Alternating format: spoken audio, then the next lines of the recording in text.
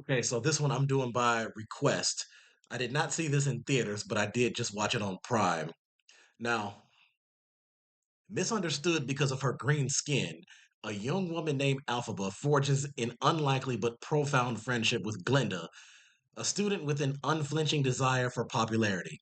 Following an encounter with the Wizard of Oz, their relationship soon reaches a crossroad as their lives begin to take very different paths. Okay, so here are some of the numbers here. Where is it? I just saw it. Okay, there we go. So, Internet Movie Database gave this movie 74%. Common Sense Media gave it 80. Rotten Tomatoes gave it 88. And Google users gave it 78. Now, this film had a budget of 150 million, with the box office being 759 million. So they did 5 times their budget, and this was actually one of the highest grossing films of 2024. It's actually at number 5 on the list, just right. Wait, what is it? Okay, there we go. It is number 5 on the list. The first four being Inside Out 2, Deadpool and Wolverine, Moana 2, and Despicable Me 4. I'm not even gonna lie to you. I don't even remember 4. Oh, that's right. Okay, I do remember seeing the third one. I'm just blanking on that. But and by the way, they made more money than even Mufasa the Lion King. That's something right there. Okay, and the rest of them being Dune Part 2, Godzilla X Kong, Kung Fu Panda 4, and Sonic the Hedgehog 3. So Wicked is number 5. Now, I would have to overall say number 1, if I had to break it down in pieces, I'd say this. So I have to say that even though this isn't exactly the type of genre, plot, storyline, whatever, it's not the most thrilling to me. It really isn't my type per se, but I will say the soundtrack was about a 9, 9.5, if not a perfect 10. So one thing I've never denied is Ariana can sing, and so can so can Cynthia, so can some of the other people. So the music wise, I would say it was very close to perfect.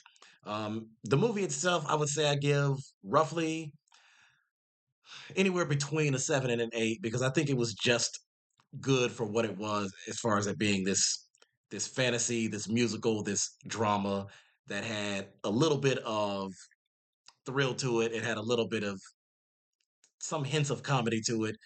The idea that these two girls are being roommates, it kind of almost reminds me of Wednesday Adams and her roommate, where they have essentially polar opposite personalities. Although Cynthia's character wasn't quite as dark as Wednesday. So, was the movie entertaining in a number of ways? Yes. Is this a film that I would highly recommend to like families, especially of kids or anybody who's a fan of like the cast members? Easily, yes. So I really can't say anything bad about it. Um, there were definitely some songs in there that were, you know, soothing, relaxing, just when you hear it, the tone of it. I think that all made sense. Now, here's how Common Sense Media breaks it down. As far as how they break down their story, well, set in the fantasy world, first imagined by L. Frank Baum in the book The Wonderful Wizard of Oz in 1900. Wow, it was that far back? Okay.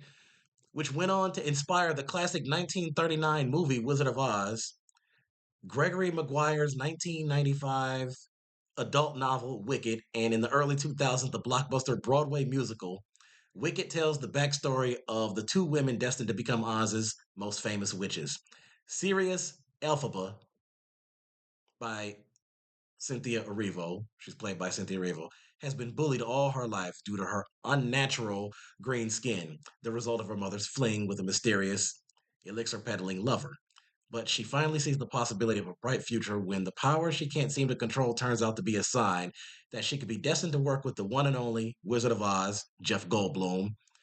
But it's hard for Alphaba to focus on her studies at Shiz University when her roommate is flighty, status obsessed Galinda, Ariana Grande. Not only does Galinda moon over handsome Prince Fierro, I think that his name is pronounced Fierro, right? Yeah. He's played by Jonathan Bailey, but she doesn't even seem to care that the university's talking animal faculty members are being targeted with hate speech and cruel restrictions. Or does she? Over the course of the movie, which mirrors the first act of the stage show, the two women navigate the relationship that will come to define both of their lives. So, parents gave it an 80%, the kids gave it an 80%. There were 97 parents who commented on it. I'm sorry, 98, 125 kids. Their review says 80%. Let me see. Is it any good? With its eye popping sets, gorgeous costumes, soaring songs, and spot on characterizations, this dazzling musical adaptation will delight the musical's legions of fans. This film is incredibly faithful to its Broadway origins, from Grande's many exaggerated flounces and hair flips as Galinda to Arivo's goosebump inducing take on Elphaba's signature song, Defying Gravity. Yes, there are a few changes, but they're unlikely to make anyone mad.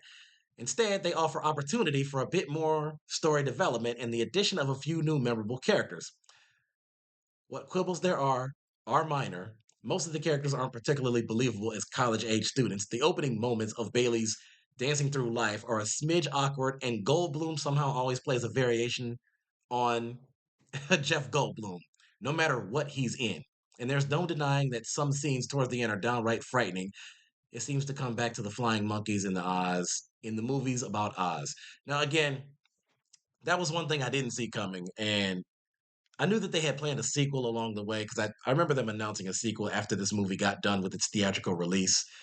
And then at the end, there was a to be continued because, you know, Elfie was singing the song and then she flew up towards the west or wherever it was. And Galinda was being apprehended by the guards. And so that just kind of left it on, all right, well, what happens from here? So is part two gonna gross more money than the first? That's a tough one because I mean we've seen what a lot of movies have done recently. Most movies recently have just been underperforming, including a number of action films. But let me continue with this right here.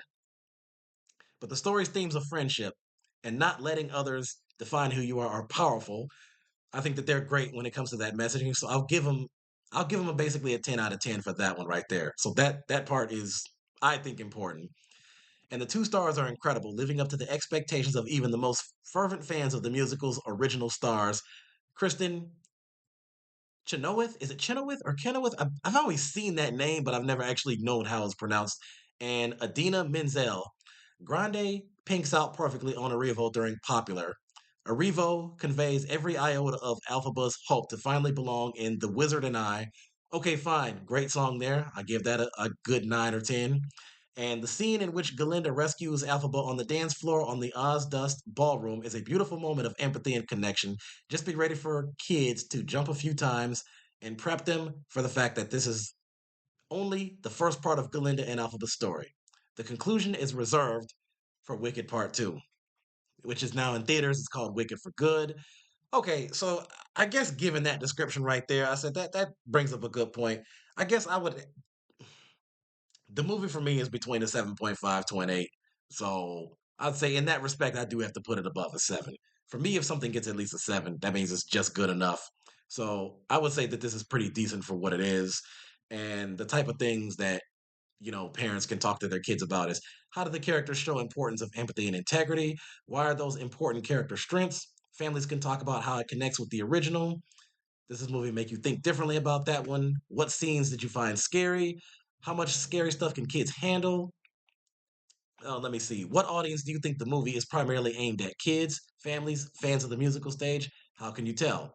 Well, I'd say mostly kids, families, and all of that, all the above, fans of the stage musical. Let me see. What does the story have to say about friendship? We've covered that. So I'd say, listen, my hat goes off to the cast. I think they did a good job with the effects, the coloring, the songs, the vocals, all of that. So again, it's pretty good for what it is. Congrats to them, and hopefully their second movie will be just as much of a success.